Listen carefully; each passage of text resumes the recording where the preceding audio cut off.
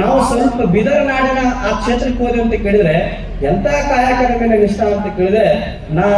ನೇಕಾರ ಬಂಧುಗಳು ಎಲ್ಲರ ಅಭಿಮಾನದಿಂದ ಕಾಣುವಂತ ಕ್ಷೇತ್ರ ಅದು ಬಿದರ ನಾಡಿನೊಳಗ ಮೊನ್ನೆ ಚಿಡುಗುಪ್ಪ ಕ್ಷೇತ್ರದೊಳಗ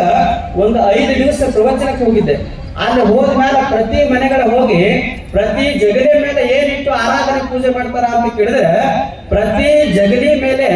ನಮ್ಮ ಮನೆತರ ನೇಕಾರದ ಆ ಮನೆಗಳ ಆ ಜಗಲಿ ಮೇಲೆ ದೇವರ ದಾಸಯ್ಯನವರ ಫೋಟೋ ಇಲ್ಲ,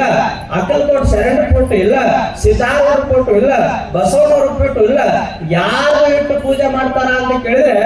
ನಮ್ಮ ನೇಕಾರದ ಕಾಯಕದ ಮೇಲೆ ನಿಷ್ಠೆ ಇಟ್ಟಿರ್ತಕ್ಕಂಥ ದೇವರ ದಾಸಯ್ಯನವರು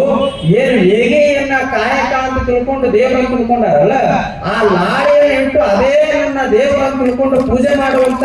ಜನ ಎಲ್ಲಾರು ಕಾಣ್ತೀವಿ ಅಂತ ಕೇಳಿದ್ರೆ ನಾಡಿನ ಚಿಡುಗುಪ್ಪ ಸುಕ್ಷೇತ್ರ ಅಂತಕ್ಕಂಥದ್ದು ನಾವೆಲ್ಲ ನೋಡ್ತೀವಿ ಬಂಧುಗಳೇ.